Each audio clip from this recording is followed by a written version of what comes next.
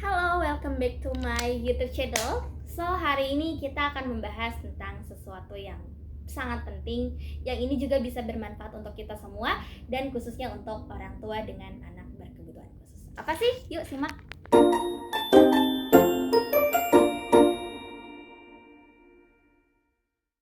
Oke, jadi hari ini kita akan membahas tentang satu kondisi yang seringkali dianggap sebagai satu keanehan oleh anak-anak muda ya. Misalnya kayak gini nih, pernah nggak sih teman-teman yang masih muda ya, atau kita melihat ada orang yang ketika lagi bersosialisasi dia mah duduk aja, asik aja di dunianya sendiri, asik dengan handphonenya. Ketika ada orang yang lagi ngumpul di keramaian, lagi ketawa, iya lucu banget, terus orang ini asik aja sendiri. Nah, seringkali kondisi seperti itu sering kita labeli dengan autis. Ya. Jadi kesannya adalah anak autis ini enteng banget kita labelin sebagai anak yang tidak bisa bergaul. Titik. Padahal sebenarnya apa sih autis ya? Kita harus tahu dulu apa itu autis, ya. Dan di sini bukan berarti kita mendiagnosa ya. Oh, berarti Kak, saudaraku autis. Oh, berarti tetanggaku atau anakku autis. Itu tidak seperti itu, tapi setidaknya kita bisa mengubah paradigma kita tentang anak autis, ya. Karena sebetulnya anak autis atau penyandang, kita sebutnya bukan penderita ya, tapi kita sebutnya penyandang. Penyandang autis ini bisa aja di mana aja kita temu. Cuman karena mereka tidak terlihat, nah ini nih. Jadi kalau kita ngomongin anak berkebutuhan khusus itu range-nya banyak. Ada yang secara fisik Down syndrome, tunanetra, ya itu yang masih kelihatan ya. Tapi ada juga yang fisiknya normal, tapi yang bermasalah adalah bagaimana cara otak mereka dalam berpikir, mengelola informasi, merespons, berperilaku secara adaptif. Itu juga termasuk dari anak-anak berkebutuhan khusus. Termasuk dari anak-anak yang cerdas, berbakat istimewa.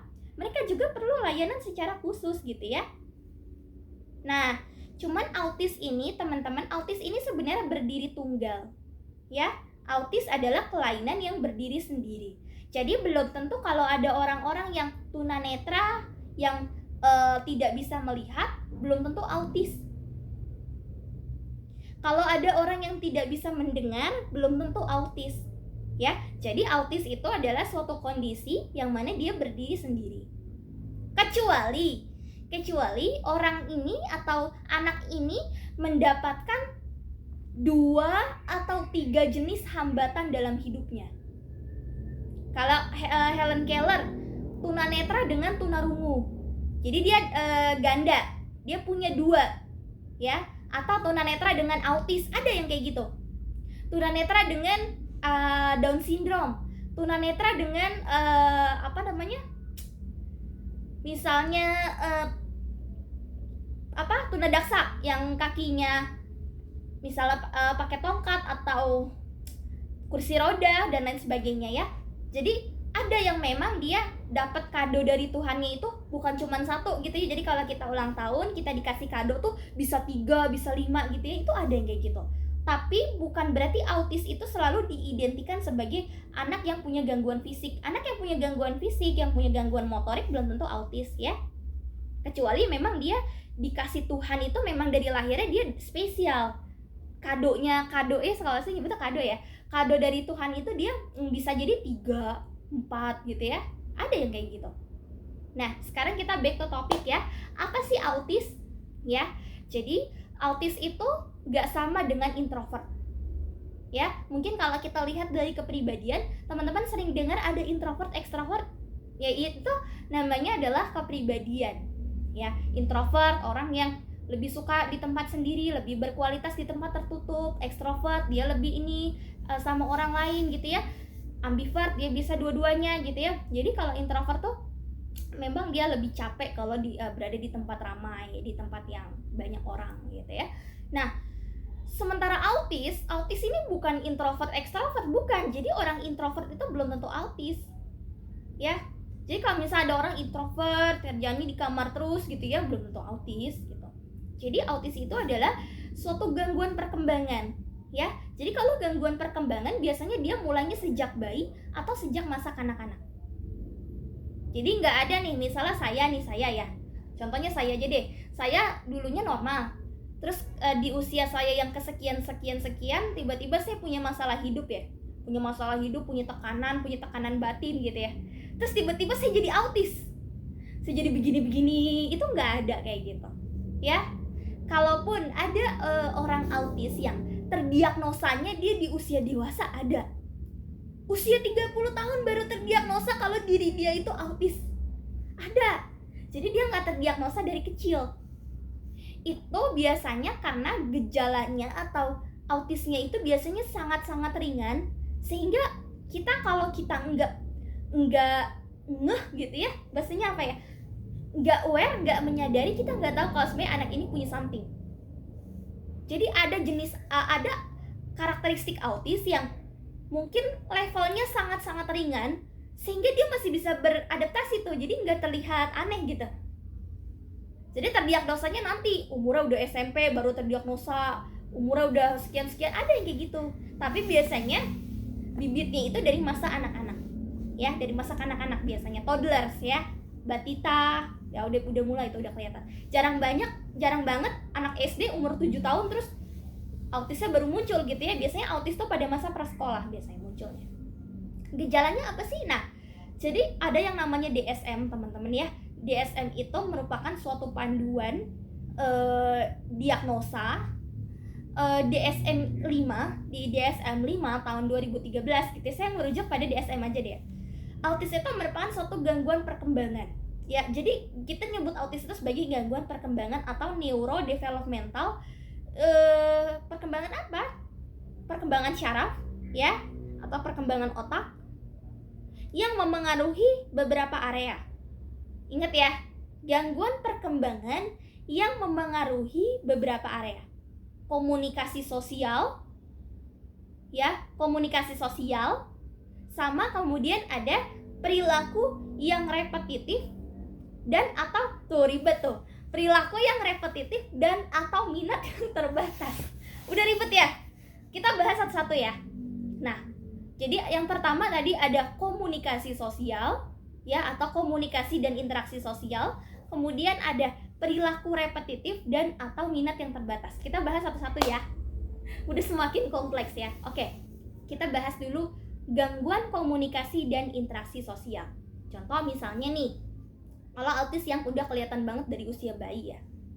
Nah, pada bayi-bayi yang normal itu teman-teman, ayah bunda biasanya dia akan ada respons terhadap lingkungan sekitarnya. Misalnya nih, dia dipanggil, halo gitu ya, terus dia kayak ada senyum atau matanya ngelirik kemana gitu ya, ngelirik ke orang yang manggil. Itu pada bayi-bayi yang memang normal ya, maksudnya dalam arti, mohon maaf, pada bayi yang tipikal. Kita sepakat ya, kita nggak menyebut kata normal, tapi kita sebut sebagai neurotipikal. Neurotipikal tuh maksudnya perkembangan yang normal ya. Kita nggak nyebut kata normal. Maksudnya adalah kalau saya bilang neurotipikal berarti anak-anak yang perkembangannya normal, kurvanya normal gitu ya. Nah, jadi kalau pada anak-anak yang neurotipikal itu dia misalnya diajak ciluk mbak gitu, terus dia akan kayak ketawa atau dia kayak menunjukkan ekspresi yang kayak gitu, terus dia ngelirik matanya ke samping atau ke orang-orang yang dia ajak bercakap gitu ya, itu kayak gitu. Tapi pada anak autis biasanya dia lain, dipanggil nggak noleh, orang tuanya udah teriak-teriak dia nggak noleh. Ini kadang-kadang sering disalahpahami sebagai gangguan pendengaran, tapi pada saat orang tuanya tes BERA ternyata anaknya nggak kenapa-napa. Oh, bisa jadi apakah ada autis, kita tidak tahu ya. Dipanggil sampai orang tua udah teriak-teriak dia nggak noleh, diajak main cilukba dia malah marah gitu ya. Jadi yang bisa dilakukan oleh bayi-bayi yang neurotipikal, pada mereka mungkin akan kesulitan. Diajak main berpura-pura mungkin mereka akan kesulitan gitu ya. Terus kemudian adalah ini ya, biasanya kalau yang ada autis yang akhirnya mengakibatkan anak punya gangguan keterlambatan berbahasa. Jadi tidak ada kata-kata yang berarti. Ya, kok anak-anak usia segini harusnya udah bisa mama papa ketika kita bandingkan sama perkembangan sama anak-anak saudara kita gitu ya, kok mereka udah bisa ngomong ya, sedangkan anakku di usia yang seharusnya dia sudah bisa menyusun kalimat, kok dia enggak gitu, masih babbling atau enggak keluar kata-kata sama sekali, dia enggak keluar ya. Makanya kita juga jangan terlalu menormalisirkan nanti juga anaknya ngomong, nanti enggak, bisa aja karena lebih baik kita deteksi dini ya. Apapun penyebab anak keterlambatan berbahasa, bisa aja berbagai macam penyebabnya. Bisa karena autis, bisa karena mereka gangguan pendengaran, atau bisa ada hal-hal lainnya. Makanya menurut saya memang pemeriksaan itu jauh lebih diharuskan daripada kita hanya menunggu nanti juga anaknya ngomong, nanti juga enggak, karena masing-masing case pasti punya background yang berbeda-beda gitu ya. Jadi itu. Ataupun kalau misalnya mereka ngomong nih, misalnya anak autis nih ya, enggak kok anak saya autis tapi ngomong, oke. Biasanya ngomongnya itu saya berkaca dari pengalaman hidup saya aja ya. Saya contohin dari hidup saya aja. Walaupun kalau nggak semua anak-anak yang kesulitan berkomunikasi nggak selalu autis, tapi saya coba contohin waktu saya masih kecil aja. Kalaupun ngomong, biasanya ngomongnya nggak nyambung. Dulu saya tuh pernah disuruh cerita tentang taman bunga gitu ya. Terus udah berapa baris tiba-tiba saya lompat ke pasar. Jadi pikiran kita sama lompatan-lompatan itu jauh bisa beda loh. Kayak sekarang nih, saya lagi asik-asik dengerin musik, terus tiba-tiba pikiran saya bisa lompat jauh banget. Itu bisa kayak gitu sampai sekarang saya mah gitu ya. Jadi kalaupun ngomong, biasanya ngomong gak nyambung gitu. Misalnya orang menanya apa, dia apa, atau kelihatan kayak gak fokus gitu, matanya kemana. Nah ini biasanya pada anak autis tidak ada eye contact. Jadi dia tatapan matanya gak ada, dia gak bisa natap mata. Kalaupun natap, dia ya udah sebentar habis itu kadang dia ngeliatnya cuma lihat mukanya, lihat hidungnya, tapi dia gak berani untuk lihat matanya gitu ya. Itu biasanya seperti itu ya. Itu masalah komunikasi sosial ya. Jadi kalaupun mereka ngomong, kadang-kadang kayak tadi ngomongnya nggak nyambung, kok abis ngomong yang satu kok jadi kesini ya gitu. Terus biasanya nih nada bicaranya juga kadang datar, monoton gitu, atau dia tidak bisa mengukur kekerasan suaranya gitu. Kadang-kadang nih yang harusnya pelan dia ngomongnya keras. Jadi kadang-kadang kalau saya dulu sering dianggap cempreng, karena waktu dulu masih kecil nih ya, saya suaranya kayak gitu, berisik gitu ya. Tapi giliran ada orang ngomong, saya tutup kuping. Kan padahal kalau orang lain dengerin saya ngomong berisik banget gitu. Nah terus kalau saya tuh sering dibilang asik di dunia sendiri. Jadi kita punya dunia sendiri nih. Saya sampai sekarang tuh nyaman kalau disuruh ngomong sendiri aja, ngegerutu sendiri gitu. Kayak kalau dulu malah saya pernah disangka punya imaginary friend gitu, karena dunia hayalan saya ternyata jauh lebih nyata daripada dunia nyata itu sendiri gitu ya. Kalau sekarang perilaku itu mungkin udah berkurang, tapi di saat-saat tertentu kadang saya masih sering ngomong sendiri. Kayak misalnya nih, saya lagi nonton apa, atau misalnya lagi nyari apa, terus kemana ya, ntar dulu deh aku naruh ini dulu deh gitu. Jadi kayak gimana ya, sampai sekarang gitu. Tapi nggak selalu. Anak yang pernah ada orang tua nanya ke YouTube saya, kak kalau anak saya ngomong sendiri berarti autis ya? Enggak juga ya, tergantung lihat umurnya berapa gitu ya. Gitu. Terus kalaupun mereka berkomunikasi ya, misalnya pada anak prasekolah nih, atau udah sekolah, biasanya dia kesulitan untuk memahami bahasa-bahasa yang sarkas, humoris, bahasa-bahasa yang idiom. Nah itu tuh biasanya kalau ada soal-soal cerita ya, udang di balik batu gitu ya.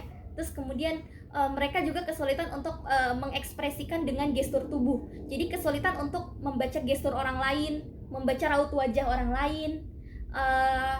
Karena gini, pada anak autis seringkali kami dianggap sebagai individu yang tidak peka gitu ya. Karena apa? Karena kesulitan membaca gestur tubuh atau kode-kode nonverbal, kode-kode yang sering kalau orang lain paham, mereka nggak paham gitu.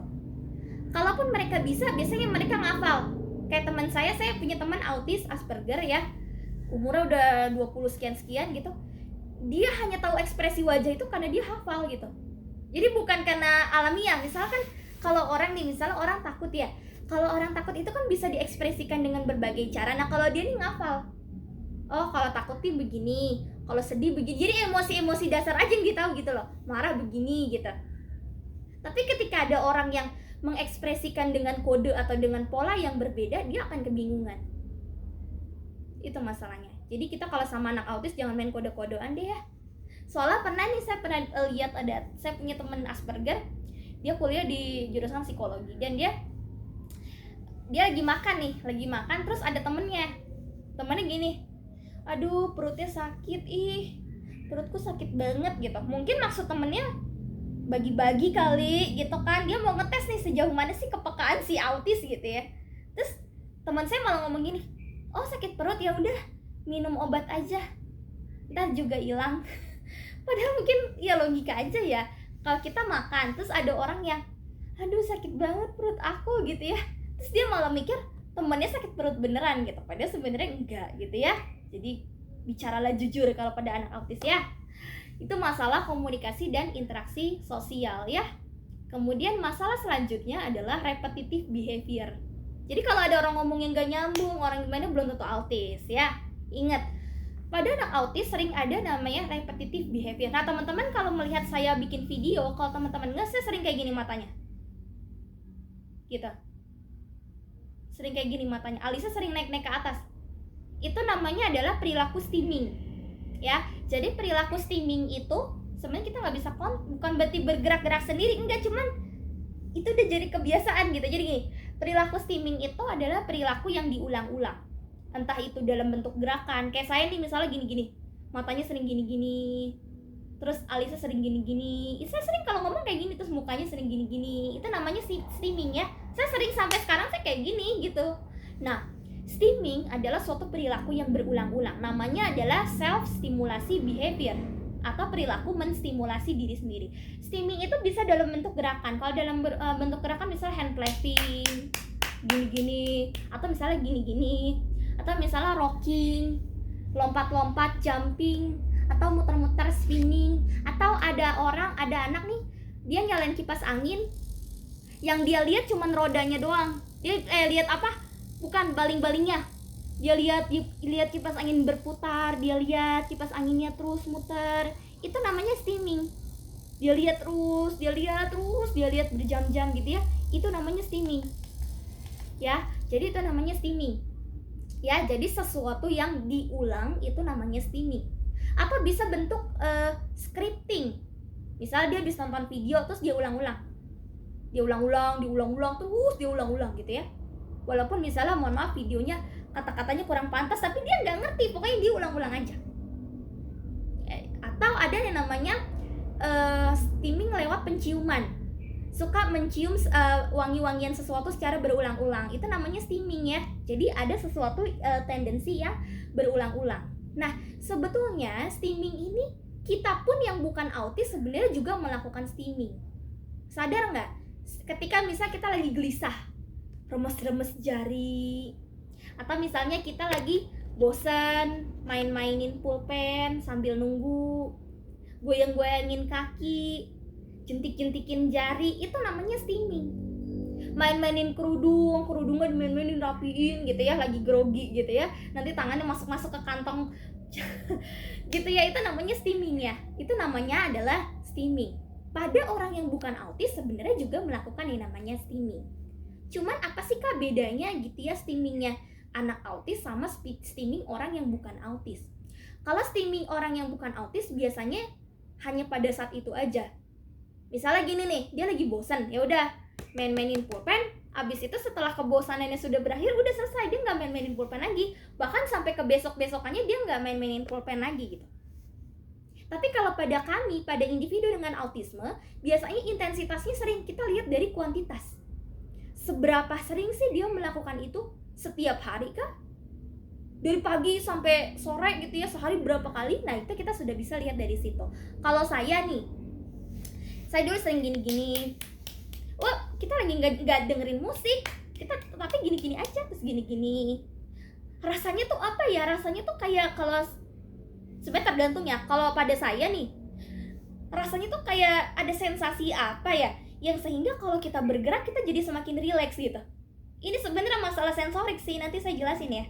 Jadi kalau saya gini-gini tuh saya makin rileks gitu. ya. Terus kemudian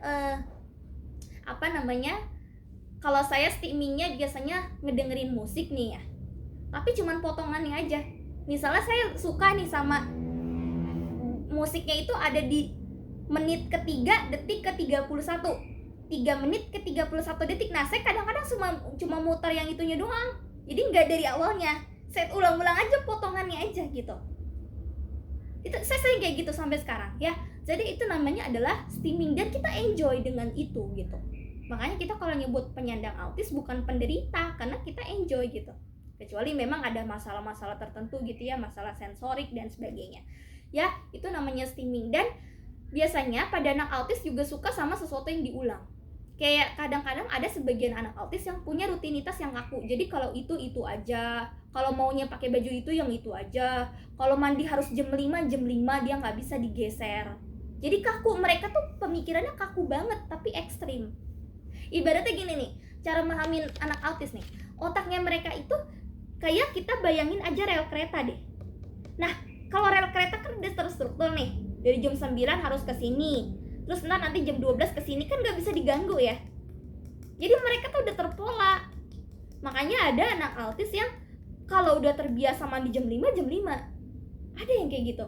Kalau saya ini punya kebiasaan kalau dulu ya, habis nonton TV ceritanya, kalau nonton TV saya suka pengen mengulang adegan yang tadi saya udah denger di TV gitu. Jadi pokoknya itu konsisten nih, setiap jam 9 pagi atau jam 10 pagi saya harus mengulang, saya harus rekam gitu. Kalau ada orang yang ganggu saya bakal marah banget. Makanya dulu saya dianggapnya anak yang galak lah, anak agresif gitu ya, karena ya gitu ya, itulah gitu ya.